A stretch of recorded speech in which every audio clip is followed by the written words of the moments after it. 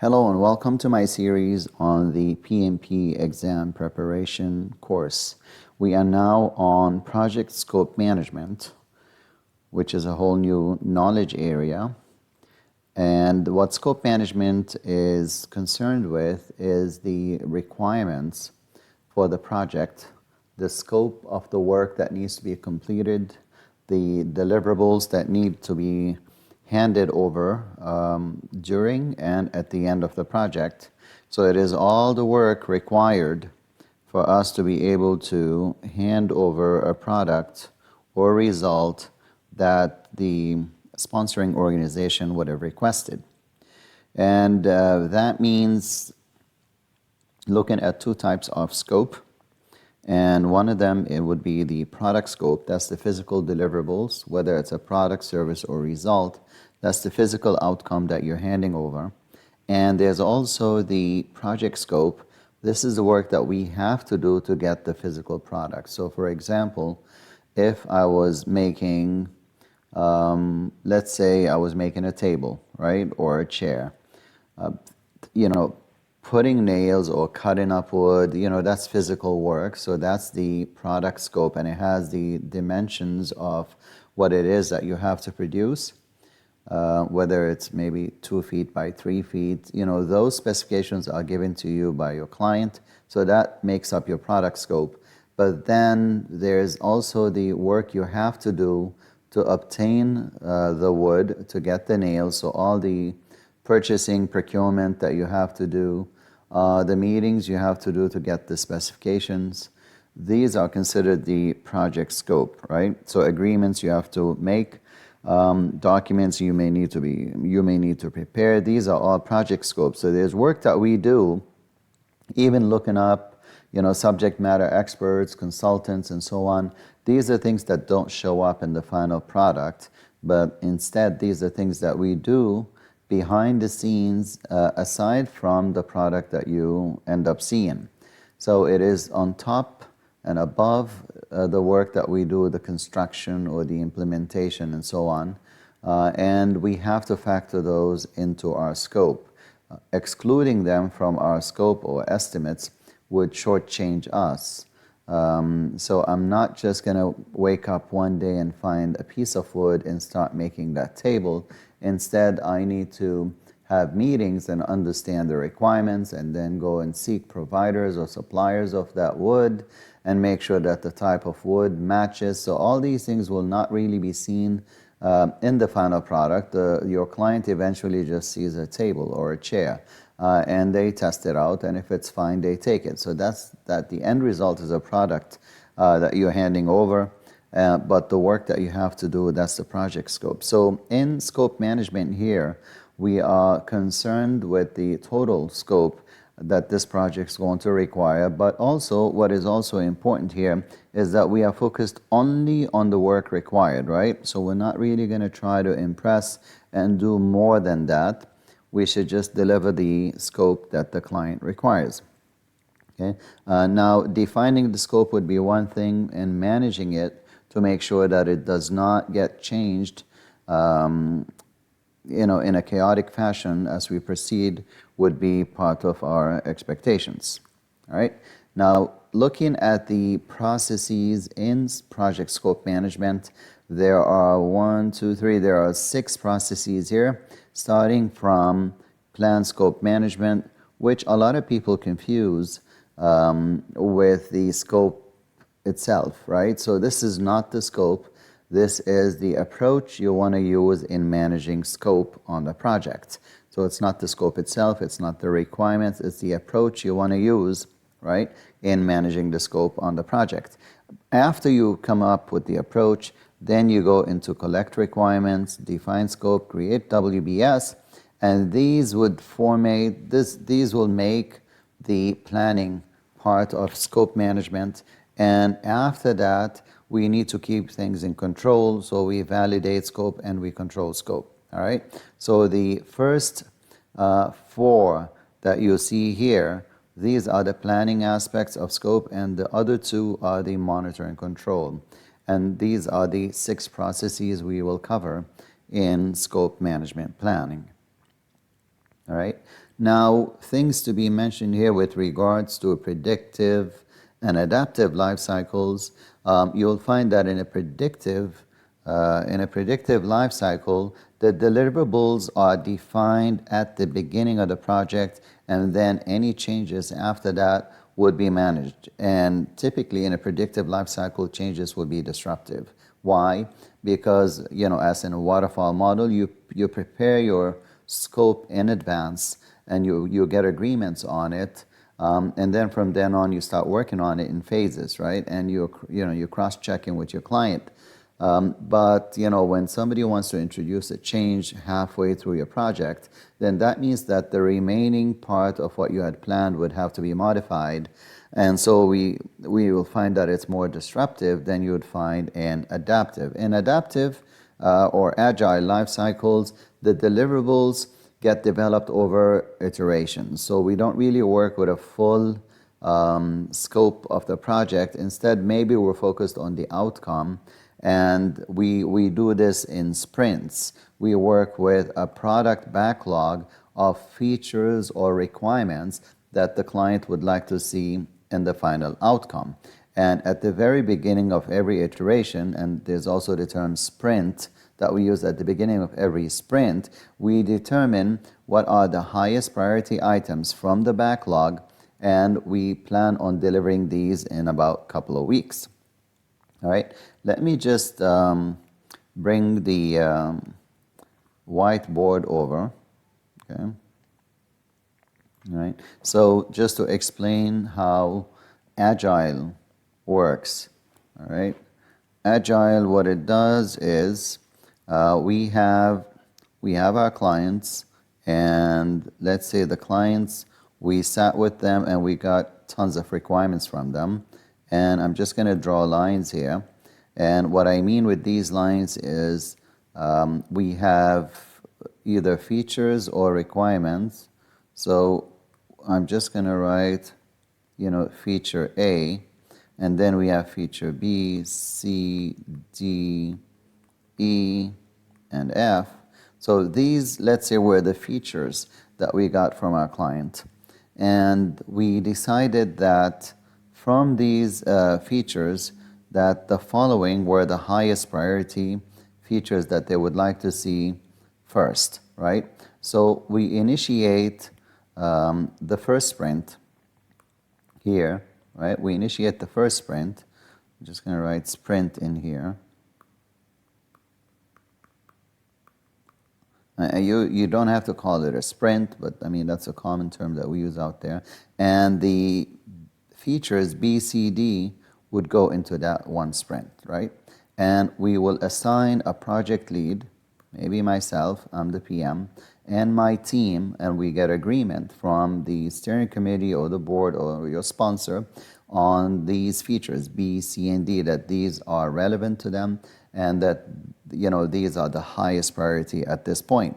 And we go and we work on that one sprint, and usually the time schedule that we put on this is 10 business days, or we say 2 weeks, right? I'm just going to write 10 days here. So there are 10 days that we have allocated to this one sprint, and every day of this sprint will represent 10%, because it's 1 out of 10 days, so 2 days will be 20%. At the end of the 2-week period, what would happen, or what the expectation is that we would have delivered B, C, and D, and we can demonstrate these to our stakeholders. Okay, we demonstrate them and they look at them, and based on what they see, they will give us direction on the next sprint that we need to run. So now we think about the next sprint that we have to run, right? In the next sprint, mind you, B, C, and D here have already been completed. So we don't need to do them anymore, but we do have A, we have E, we have F that are still carried over in our backlog. So we still have A, we have E, and we have F. And maybe while, based on what we saw in the first sprint, they've decided that maybe we could also do G and H as features now that we have confirmation from the first sprint. Okay? So this is how Agile works. This is how adaptive approaches work. We adapt based on what we saw in the first sprint, and we figure what should go into the next sprint. Sprint A, or the first sprint here, sprint number 1, gave us certain capabilities. Sprint number 2 will give us additional capabilities, and these are incremental scope that is being delivered by the project team. It is almost immediate gratification to the organization because they are able to use these in an incremental fashion. Now, as we progress, we carry over in our backlog. Wow, that came out weird. So we carry over in our backlog whatever features were not completed previously, and then we add the following to them. The following was added due to what we were able to determine from the very first sprint. We realized that additional capabilities could be built in. And so now we have A, E, F, G, and H. And then what happens is the organization decides which of these are the highest priority. Let's say they determine that A, G, and H are the highest priority items. Then that means that those are the ones that are going to go into that one sprint. And we will work on these, right? So this one would also be another 10 days that we have to work on. And at the end of the 10 days, we will review with the board or the sponsor the results.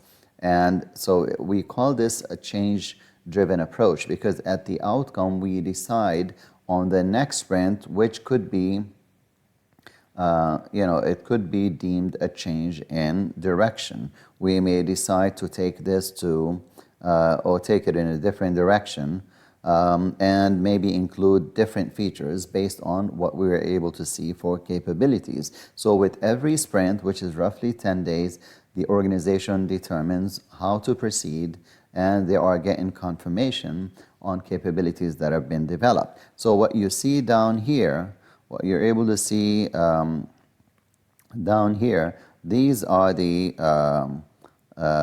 backlog, right? And so we carry through this backlog as we work on the project. Now, let me drag this out a little bit. And what I would like to introduce at this point is burn up and burn down charts, because in the Agile methodology, we use that a lot. So a burn down chart will look like this, and what you will have is the amount of work that we need to complete, right? And let's mark it there on the left. And what we have on the axis down here is time, right? So time is progressing in a certain direction, and on the left, what you have is the number of features or requirements in our backlog, okay? So this will be our backlog. Right? What's left in the backlog? We usually would start with all of the work in our backlog. So let's say we have a couple of hundred items that we need to deliver, and we started working on it. So if we worked on this for 1 week, 2 weeks, and so on, what you'll find is that you will complete some of the work, and it could be in bulk completions, bulk deliverables, and with time, as time progresses, less and less of the work is remaining, and you're completing this work according to a plan that you have. So what you see is the remaining amount of work is reducing as time progresses because more of the items in your backlog are being executed, implemented in the sprints. All right? So at some point, the work will all be completed here. What you see now is a downward trend altogether like that, and that's why they call it a burn down chart. All right? So you're counting down the remaining work. And typically what an organization will do is it tracks actual remaining work. So maybe you had an ideal goal to go from here, right, straight down, if I could draw a straight line, straight down here. And what you see in the colored lines that I produced previously, like this, right? This part of it, it's showing you actual remaining work versus what we had planned in the red line to have had. So we start to track actual remaining work versus the ideal, and depending on how we are progressing on the actual work, we might be able to draw maybe a projected line that gives a better indication to the organization of when we're actually going to finish all the work. All right. So based on actual results, we can track, we can forecast when the project will be completed. So that's just the flavor of how Agile works and how we work with backlogs.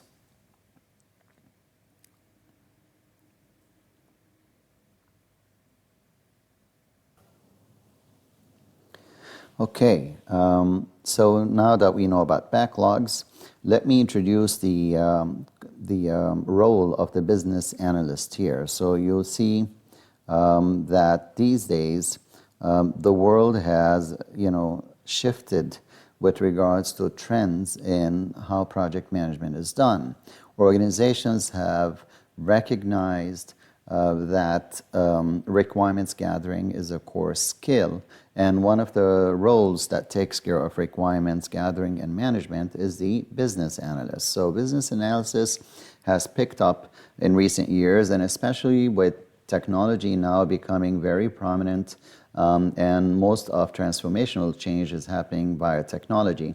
So business analysts are professionals who are highly qualified in being able to sit with a business stakeholder and determine what the problems and the business needs are, and then go and meet with the relevant stakeholders and gather their requirements and eventually be able to develop solutions that will meet those specific needs.